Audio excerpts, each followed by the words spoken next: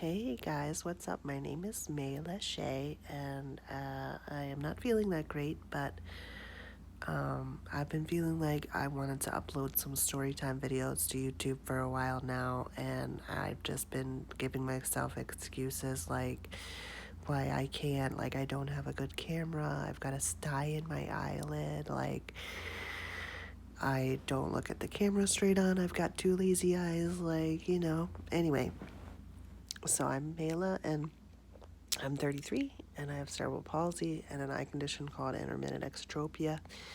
I'm a stand up comic. I've been doing that 13 years, and I just want to tell you guys some story times. And so I'm going to start with a story time of how I met my boyfriend. And so the story starts with me being 18, and then I was in college, but I dropped out after a week, and it's kind of a long story, but like basically, my my parents weren't great growing up. They were actually pretty terrible. Like my dad is definitely a psychopath, according to me. He would definitely rage a lot, and so I was trauma bonded to them, and so that's like another story. But so when I got to college, I wasn't around them, and the trauma bond was still really real, and so I just couldn't understand what was going on. I just kind of had a meltdown, and I've since been diagnosed with complex PTSD, and I want to talk to you guys about that too. And so I dropped out of college, and I called my dad and I asked him for help, and he came to pick me up. And then a week goes by at his house, and he starts raging again, like taking the door off the hinges, accusing me of things I didn't do. So I go on a date, and I meet this guy who's not my boyfriend at a Dairy Queen. A week goes by, my dad pulls the shit. He invites me into a car. He threatens to put me in a homeless shelter. I tell him if he takes me home, then I will just leave. So I call this dude and I ask him to pick me up, and he does. He takes me to his house. Now, this dude, he was on probation for a drug charge. And so, for whatever reason, he was like, I don't want to be here. Do you want to drive across the country with me? And I was like, I don't have anything better to do. Like, let's just go. Let's go drive across the country. And so we left. The way he got out of he didn't get out of his probation, but like his mom, this is back in 2005, before like cell phones were a thing, but they weren't a thing. Like everybody didn't have them, so people still had house phones. This is like back in the last couple of years of house phones, really. And so his mom put the house phone on a loop so that it never picked up the phone. So that was pretty smart. So then we'd set off across the country, and his mom would send us cash in FedEx envelopes. Like literally just cash to get hotels. And so the way I would do it is that I would just go to the hotel and get the room and then tell him where it was so they wouldn't know he was there. Because obviously he couldn't use his name because he has a bench worn out for him.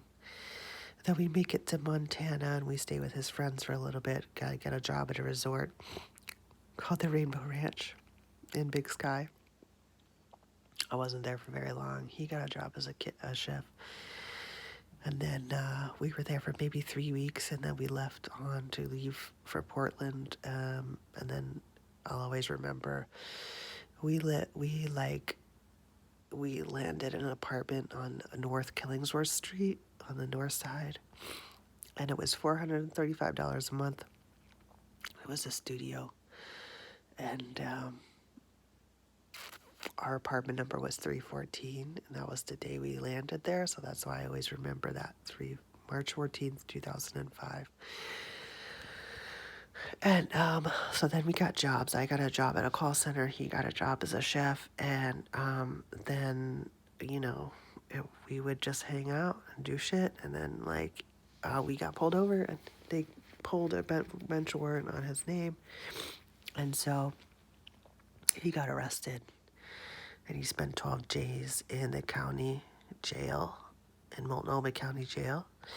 And I went to visit him, but like I wasn't feeling it anymore. So then I told my coworker, who also has cerebral palsy, I like asked her if she did. I just told her all my problems, and I was like, I really need you to help me. Like, I don't know. I didn't say help me, but I was just like, I don't know what's going on with my life. Like, I'm lonely, you know? And she was just like, come to my house. So then her partner comes home and he says, do we have a guest? Like, in a nice way. And she was like, yeah. And so then her partner says that his son is coming over the next day, and that his son is my age, and I was like, okay. So the next day, this kid walks through the door, and I was just like, oh my god, heart emoji, like I'm so into this kid, like he's so good looking. So I like leap up from the couch, and I'm like, hey, I'm Bela, what's up, how are you? And he's just like, no, I can't deal with this right now.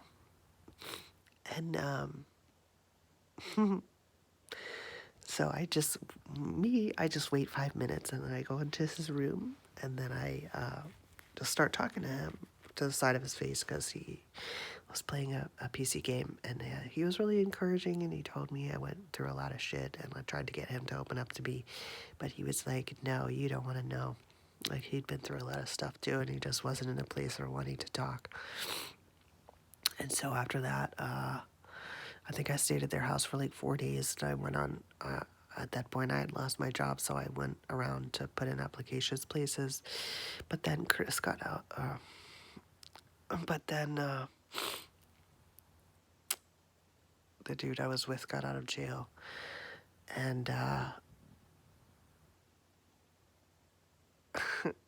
and so he got out of jail, and then I was just like, I don't really like this dude. So I called my mom and I asked her to buy me a ticket home, and she did. So I left after he had gone to work, and so I went back to Ohio, and that he called my house every day for 5 months, and I would pick up the phone and say, don't call her anymore, and hang it up.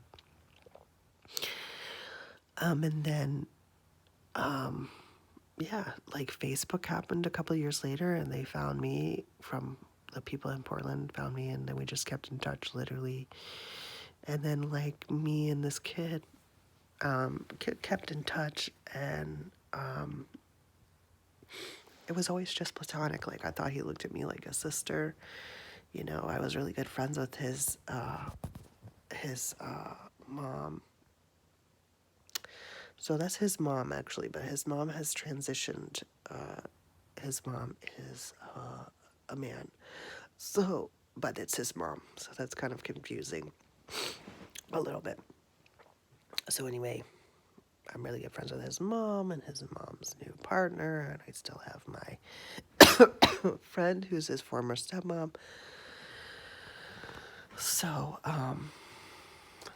yeah, like we always just talked a little bit. Like sometimes 4 years would go by and we never said a word to each other. And then one day he sends me a song, and then I'm like, I don't know, it was a really hot song. It was like about passion. And he's like, what do you think about it? And I was like, well, it makes me wonder why I'm staying in my sexless marriage. And, I mean, that's another story. Anyway, so things start evolving, and he's like, why aren't you having sex? And I'm like, it's a long story. And he's like, I can help you with that. And I was like, what? Like, really? I could have had you this whole time. I thought, you looked at me like a sister. And he was like, no. So then things escalated quickly from there. Like, me and my husband have broken up. It's very mutual. We still live together. And I'm not here for, you to judge me, but if you want to, that's fine. It's your choice. I just really don't care because everybody knows what's going on. It's not like I went behind his back like my husband and I was already going outside the marriage to get sex anyway. And that was previously discussed with him. Anyway, so now the dude I've been talking about is my boyfriend, and it's been really amazing, and I hope, we have a lot of fun together. Who knows where it will go, but I'm really excited. So that's my story time of how I met my boyfriend. Hope you guys enjoyed it, and I will make another video soon. Maybe when I'm sitting up, I don't know. Okay, bye.